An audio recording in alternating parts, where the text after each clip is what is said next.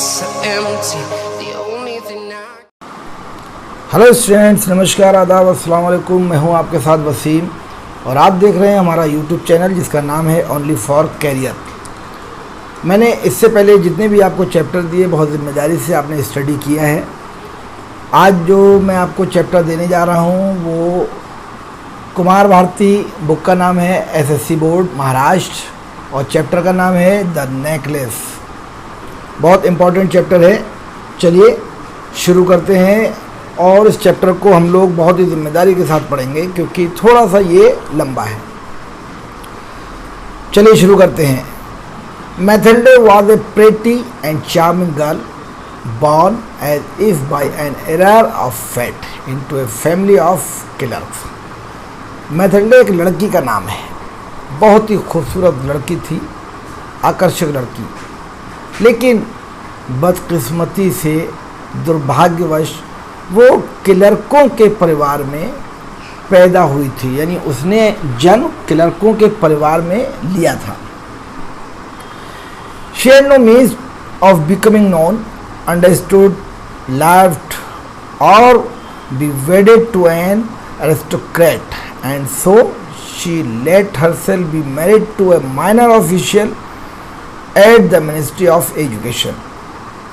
उसके पास अपने आप को पहचानवाने का या समझवाने का कि मैं क्या हूँ या लोग उसके कितना प्यार करते हैं, उसके पास कोई इस तरह का रिसोर्स नहीं था जिससे वो पहचानवा सके कि मुझसे मेरे घर वाले या पड़ोसी या वगैरह वगैरह जो लोग हैं बहुत प्यार करते हैं। इसलिए उसने क्या किया, शिक्षा मंत्रालय में एक अधिकारी था जो कि नाबालिग था, उसने उससे शादी कर दी। क्यों? क्योंकि लड़की बहुत अच्छी थी, उसको लड़का समझ में आया, भले ही नाबालिग था, उसने उससे शादी कर ली। आगे देखिए, she dressed plainly because she had never been able to afford anything better. उसने बहुत ही साधारण से कपड़े पहने क्योंकि इतना पैसा उसके पास नहीं था कि वो कुछ अच्छे कपड़े पहन पाए। She suffered endlessly, feeling she was entitled to all the luxuries of life। वो बेचारी बहुत परेशान थी और वो अच्छी चीज़ों की हकदार तो थी लेकिन उसको यूज़ नहीं कर सकती थी। She suffered because of her shabby, poorly furnished house। उसका जो घर था वो भी बहुत जर्जर था, यानी बहुत पुरानी पोजीशन में था, पूरी तरह से डेकोरेटेड नहीं था। All these things that another women of her class would not even have noticed tormented her and made her resentful.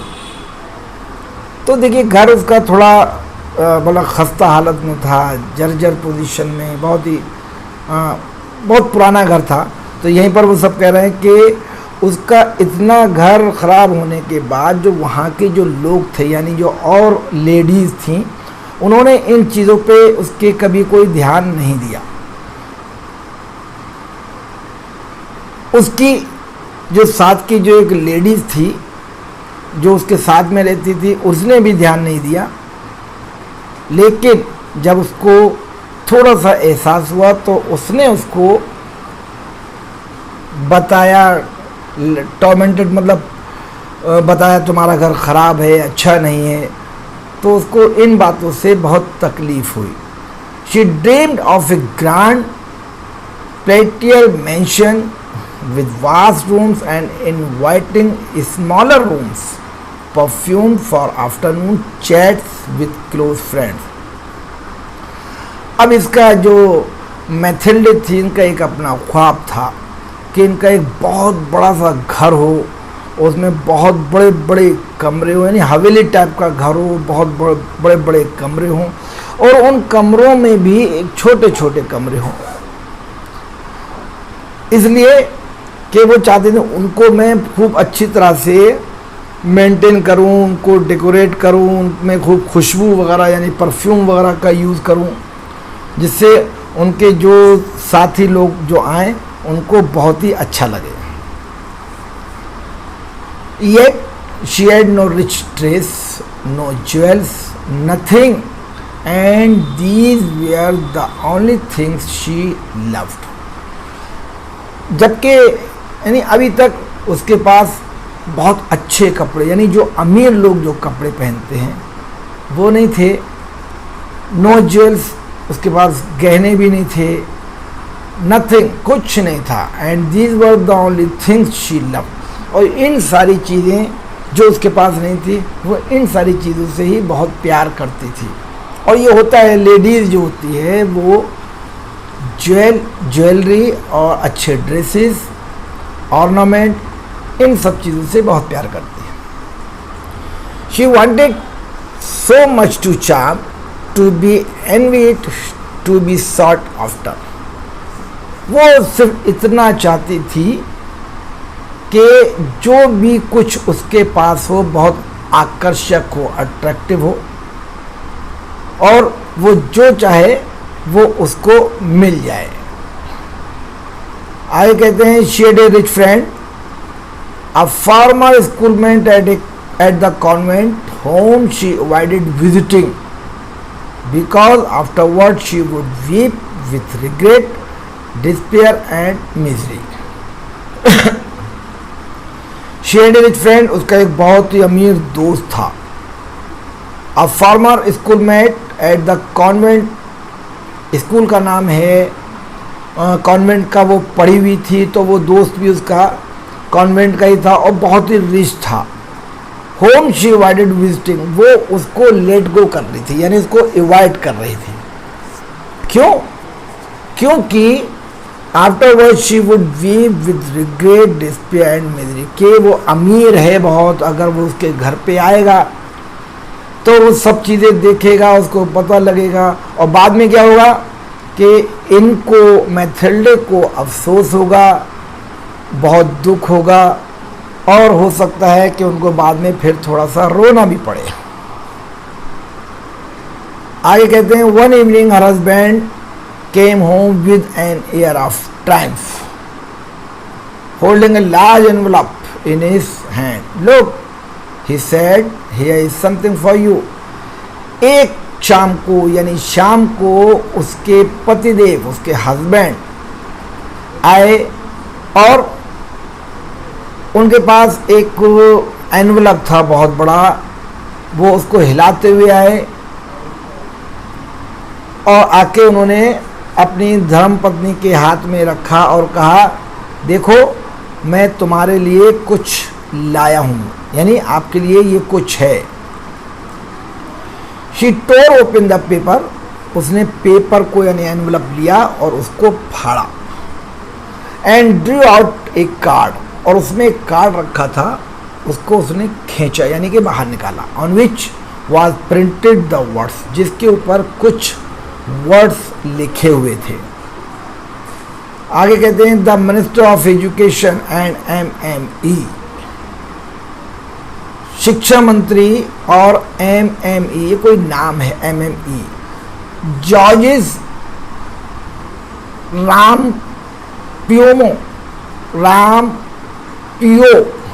Pronunciation इसका बहुत डेंजर है, Georges Ramponneau request the pleasure of M and MMM, शिक्षा मंत्री और MME यानी George's रामपियो ने एक request की। क्या रिक्वेस्ट की? Loyal is company at the ministry on evening of Monday January 18, 18 जनवरी को मंडे का दिन था, और उन्होंने मंत्रालय में लाइसेंस की कंपनी के लिए उन्होंने एक रिक्वेस्ट की। आगे कहते हैं, instead of being delighted as her husband had hoped, she threw the invitation on the table resentfully and muttered, what do you want me to do with what? Instead of being delighted, देखिए क्या होता है जब कोई इंसान अपनी wife के हाथ में कोई अच्छी चीज़ देता है तो उसकी वाइफ खुश हो जाती है, स्माइलिंग देती है या उसको बोलती है थैंक यू सो मच। यानी उसके एक्सप्रेशन इस तरह के होते हैं कि वो आपके इस चीज़ से बहुत खुश है। तो यहाँ पर क्या हो रहा है कि उन्होंने एनवलप दिया, कह रहे हैं यहाँ पर इंस्टेड ऑफ बीइंग डिलाइटेड, खुश होने के बजाय as a husband had hope, जिस तरह से उसके हस्बैंड को एक होप थी कि वो बहुत खुश होगी, लेकिन खुश होने के बजाय she threw the invitation on the table recently, उसने उस एनवलप को बहुत ही बुरी नज़र से टेबल के ऊपर फेंक दिया। एंड मटर्ड, मटर्ड का मतलब होता है बुदबुदाते हुए, गुस्से में, और बहुत ही बुदबुदाते हुए बुरे अंदाज में कहा what do you want me to do with that, तुम मुझसे क्या चाहते हो, and what do you expect me to wear if I go, और तुम मुझसे क्या उम्मीद करते हो कि मैं कौन सी चीज़ पहनूं जाने के लिए। अब लोग कहीं जाने वाले हैं तो उसके बारे में बात हो रही है कि तुम मुझसे क्या चाहते हो और तुम मुझसे क्या एक्सपेक्ट करते हो कि मैं क्या चीज़ पहनूं। आगे कहते हैं कि ही हैडंट थॉट ऑफ दैट, उसने कभी ऐसा नहीं सोचा था। ही स्टैमर्ड, वो हकलाते हुए बोला, कौन, उसका हस्बैंड, उसको ये उम्मीद नहीं थी कि इतना बुरा बिहेव मेरे साथ में होगा। तो वही चीज़ यहाँ पर कह रहे हैं कि उसने नहीं सोचा था कि ऐसा होगा। अब वो उसकी एक्टिविटीज़ को देख के बेचारा कुछ बोल नहीं पा रहा है, तो कह रहे हैं, वो हकलाते हुए बोला why the dress you go to the theatre in क्यों, the dress you go to the theatre in it seem very nice to me, कहते तुम वही वाली ड्रेस पहन लो जब तुम थिएटर में गई थी, जो ड्रेस तुम थिएटर में पहन कर गई थी, तुम वही वाली ड्रेस पहन लो, मुझे लगता है वो ड्रेस बहुत अच्छी है। आगे कहते हैं he stopped stunned dressed to see his wife crying, he stuttered, वो रुक गया, स्टन बिल्कुल खामोशी से खड़ा हो गया, और जब उसने अपनी बीवी की तरफ देखा तो वो रो रही थी, परेशान थी। ही स्टटर्ड, उसने बहुत ही मतलब दबी जुबान में बहुत कांपते हुए कहा व्हाट इज़ द मैटर, क्या है, क्या मामला है। लेट्स सी मैथडिल, मैथडिल क्या बात है। How much would a suitable dress cost, कहते हैं जो तुम्हें ड्रेस चाहिए उसकी कीमत कितनी है। यानी वो रो रही थी तो वो कह रहा है कि उसकी कीमत कितनी है, तुम रोज रो रही हो। अब आगे देखिए, she thought for a moment computing the cost and also wondering what amount she could ask for without an immediate refusal। देखिए अक्सर होता है जब लेडीज़ से मतलब आदमी जब परेशान हो जाता है और जब पूछता है कि भाई तुम क्यों प्रॉब्लम क्रिएट कर रही हो, क्यों परेशान हो रही हो, तुम्हें क्या चाहिए, तुम मुझे बताओ, तो वो लेडीज़ कैलकुलेशन करके वो बताती है कि मुझे ये चीज़ चाहिए। तो यहाँ पर वो चीज़ कह रहे हैं कि जब उसने पूछा कि जो तुम ड्रेस चाहती हो वो कितने की होगी, तो कह रहा है, यहाँ पर राइटर लिख रहा है कि she thought for a moment, उसने एक पल सोचा, किसने, मैथडिल ने एक पल सोचा, कंप्यूटिंग द कॉस्ट, और अपने दिमाग में फ़ौरन उसने कॉस्ट कैलकुलेट करना शुरू की। And also wondering what amount she could for without an immediate refusal, और वह सोच रही थी कि मैं उसको कितना पैसा बताऊं जिससे काम हो जाए, और वो मना नहीं कर रही है कुछ भी कि नहीं मुझे नहीं चाहिए, नहीं कुछ नहीं, बिना मना किए वो अपने दिमाग में सोच रही कि मैं क्या बताऊं। एट लास्ट शी आंसर्ड हेजिटेडली, आखिर में क्या होता है कि वो बहुत ही शर्माते हुए बहुत हल्की ज़ुबान में वो जवाब देती है, आई डोंट नो एग्जैक्टली, मुझे ठीक तरह से पता नहीं है, but I think I could do it with 400 Frank, वहाँ का जो करेंसी है फ्रैंक के नाम से है। तो कह रहे हैं मुझे ठीक, वो लेडीज़ कहती है मुझे ठीक तरह से पता नहीं है इसकी कॉस्ट एग्जैक्टली क्या होगी, लेकिन मुझे लगता है कि अगर मेरे पास 400 फ्रैंक्स हों तो ठीक है, मैं पोशाक को अच्छी तरह से ले सकती हूँ। He turned a little pale because he had been saving the exact amount to buy a gun for a hunting summer in the country near Nanatre with a few friends. अब इनका क्या था कि इन्होंने कुछ प्लानिंग वगैरह की थी बाहर जाने के लिए, तो जब उन्होंने 400 फ्रैंक के बारे में सुना तो he turned a little pale, ये एकदम स्टंट हो गए, खामोश खड़े हो गए और उनका चेहरा पीला पड़ गया। क्यों? क्योंकि he had been saving the exact amount to buy a gun. इन्होंने पैसे जो बचा के रखे थे उससे इन्होंने सोचा था मैं गन खरीदूंगा और उससे मैं शिकार करूंगा। नेट्रे एक जगह है, बहुत अच्छी जगह है, कहते मैं वहाँ जाऊंगा गन खरीद के और अपने दोस्तों के साथ में जाऊंगा, वहाँ जाके मैं शिकार करूंगा, वो बहुत अच्छी जगह है। लेकिन यहाँ बिल्कुल उल्टा हो गया है, इन्होंने 400 फ्रैंक मांग लिए। However, he said, आगे कहते हैं however he said, very well, I can give you 400 franc. कहता है चलो कोई बात नहीं, ठीक है। और वो कहता है आगे ठीक है मैं तुम्हें 400 फ्रैंक दूंगा, बट लेकिन try and get a really beautiful dress, लेकिन पूरी कोशिश आप ये करो कि एक अच्छी ड्रेस आप ले ही लो। ऐसा ना हो कि पैसे लेने के बाद, क्योंकि लेडीज़ अक्सर करती हैं कि पैसे लिए और उसमें से आधे से ज़्यादा उन्होंने खर्चा कर, वो आधे खर्चा कर दिया, आधे बचा लिया और उन्होंने बोल दिया कि भाई हमने 400 फ्रैंक की ले ली। तो वो कहता है कि पैसे तुम बचाना नहीं और अच्छी ड्रेस लो। आगे कहते हैं the day of the party drew near. अब ये जो इनका जो बातचीत चल रहा था या जो पोशाक वाली बात चल रही थी उसमें इनको पार्टी पे जाना था। तो यहाँ कह रहे हैं the day of the party drew near and madame Loisel seemed sad, restless, anxious, though her dress was ready.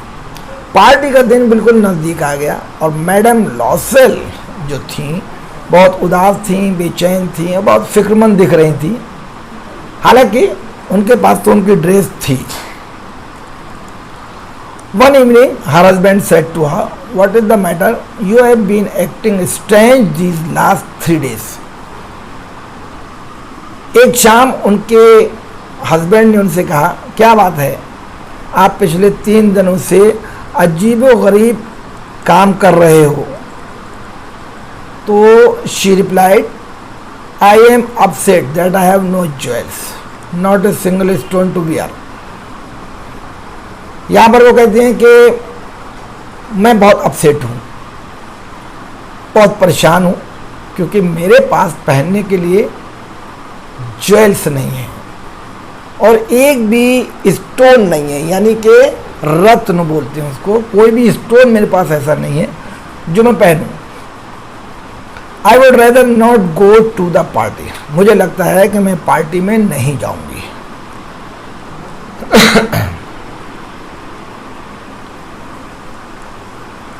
You could wear flowers, he said. They are very fashionable at this time of year. उनके husband कहते हैं कि चलो अगर आपके पास ornaments अच्छे नहीं, jewels नहीं हैं, तो आजकल का ट्रेंड चल रहा है फ्लावर्स, जो लेडीज़ फ्लावर्स लगाती हैं, तो वो कहते हैं कि तुम फ्लावर्स पहन लो। और आजकल के ज़माने में, फैशनेबल ज़माने में फ्लावर्स का ही दौर चल रहा है, तो कोई प्रॉब्लम नहीं है, फ्लावर्स पहन लो, वो भी तुम्हारे पास अच्छे लगेंगे। शी वॉज नॉट कन्विंस्ड, वो इनकी इस बात से कन्विंस नहीं हुई। The next day she went to her friend's house and told her of her dress. अगले दिन वो अपने फ्रेंड के यहाँ गए।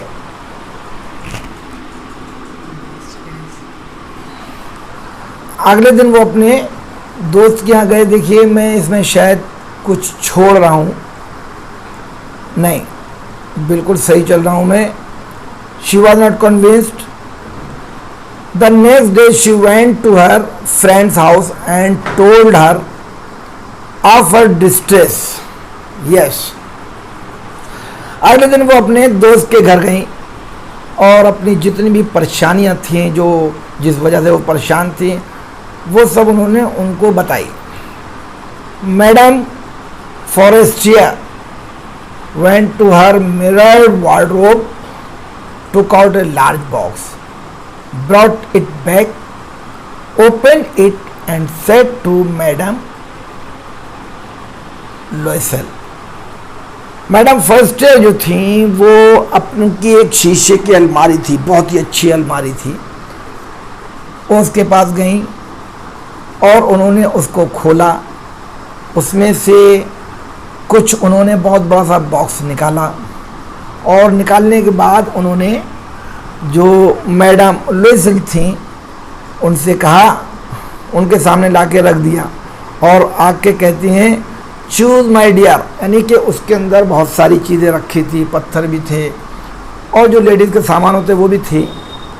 तो वो कहती हैं कि चूज़ माय डियर, जो तुम्हें चाहिए हो आप इसमें से चुन सकती हो। यानी उनका मोटो था कि अगर आपको कोई चीज़ इसमें से चाहिए तो आप ले सकते हैं।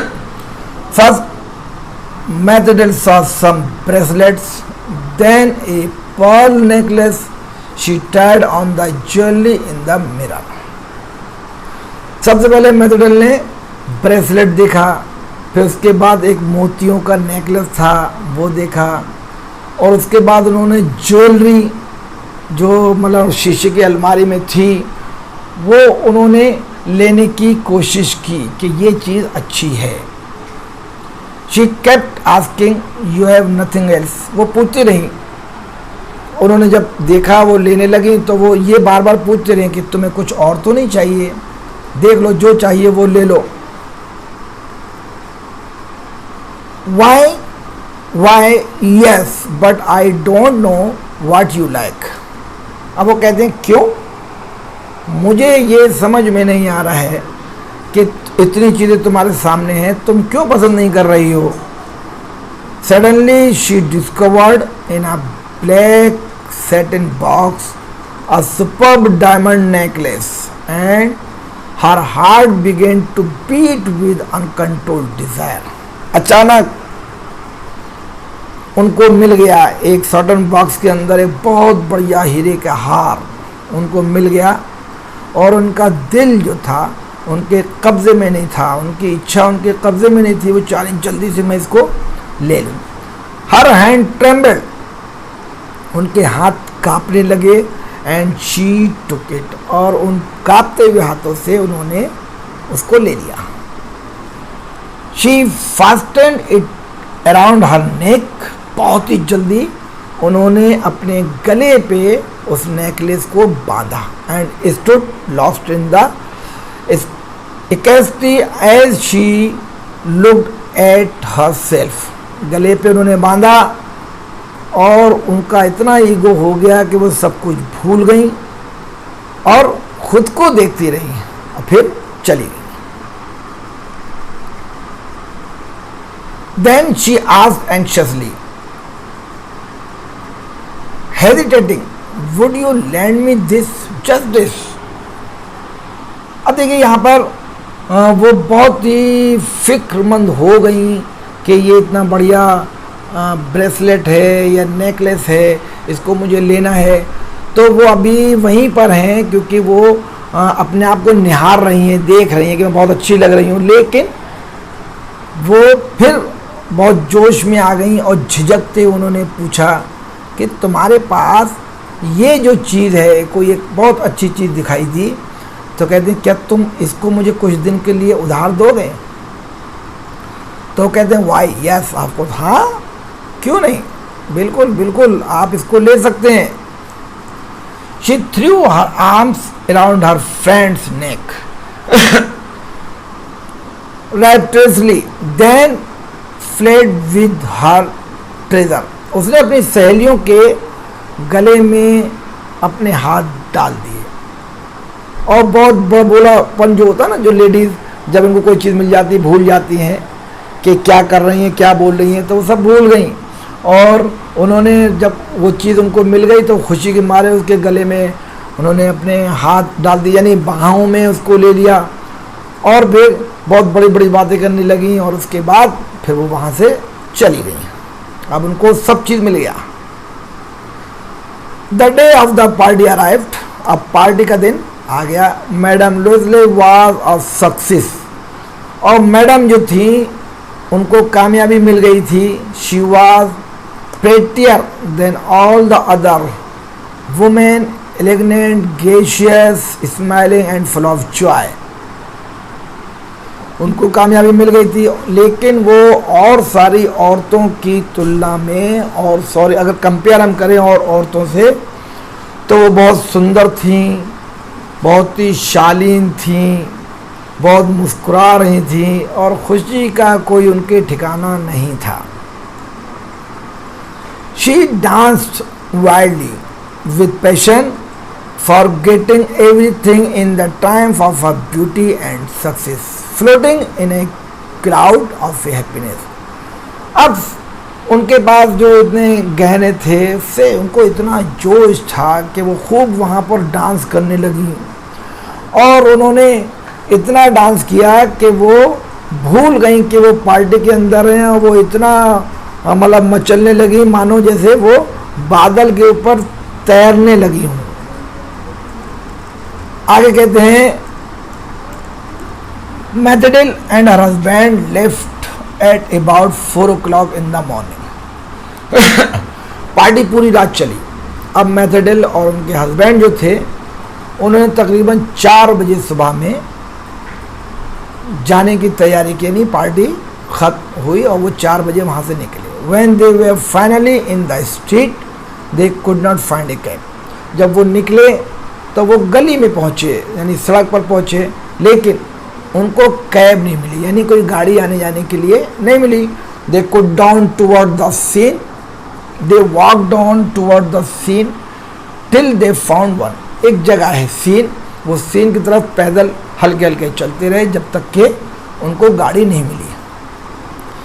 They were dropped off at their door in the Rue des Martyrs, and sadly it was all over for her. वो गाड़ी जो थी उसने उनको जो जगह है रूट डेस, उसके दरवाजे पर उन्होंने वहाँ पर उतार दिया। और दुख की बात ये कि सबके लिए वो चीज़ अच्छी थी, लेकिन इनके सामने प्रॉब्लम ये थी कि वो जो जगह थी सुनसान थी और ये बिल्कुल अकेले थे।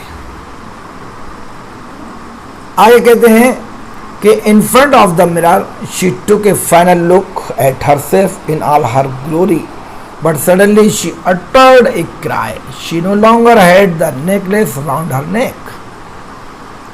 अब वो सजी धजी तो थी, तो जब वो घर में आ जाती हैं तो कहते हैं कि वो औरतें होती हैं कि सबसे पहले वो शीशे के सामने जाती, मैं कैसे दिख रही हूँ वगैरह वगैरह। तो वो जैसे ही शीशे के सामने गई और she took a final look at herself in our glory, खुशी खुशी उन्होंने अपने आप को निहारना शुरू कर दिया, यानी देखना शुरू कर दिया। बट लेकिन suddenly she uttered a cry, अचानक वो चिल्लाई यानी रोई, और she no longer had the necklace round her neck, और वो अपने गले को पकड़ रही थी चारों तरफ से, ऐसा लग रहा जैसे अपने गर्दन दबा रही, जबकि वो गर्दन नहीं दबा रही थी, वो टटोल रही थी। जो उनका नेकलेस था वो गायब था। आगे कहते हैं, what is the matter, asked the husband, asked her husband. उनके पति देव ने फिर पूछा, भैया क्या बात है। She turned towards him, panic stricken. I no longer have Madam First Year's necklace. बहुत घबराई हुई थी, और वो कहते हैं मेरे पास, घबराते हुए बोली मेरे पास जो फर्स्ट ने मुझे हार दिया था वो अब हार नहीं है। He stood up distraught. What? How, that is impossible. वो वहाँ से एकदम उठा बहुत तेज, उनका हस्बैंड बहुत तेज खड़ा हो जाता है और बहुत बेचैन हो जाता है और कहता है कैसे, क्या है ये, और ये तो इम्पॉसिबल वाली बात है, तुम्हारे पास हार नहीं है। और यहाँ पर आपका फर्स्ट पार्ट जो है आपका ख़त्म हो जाता है। दूसरा पार्ट मैं आपको बहुत जल्दी दूंगा, मुझे पूरा भरोसा है आपको समझ में आया होगा। अगर आपको समझ में आया तो प्लीज़ आप मुझे सब्सक्राइब करना, लाइक करना, शेयर करना बिल्कुल मत भूलिए और नेक्स्ट पार्ट ज़रूर देखिए। इसी के साथ दीजिए वसीम को इजाज़त। Thank you so much.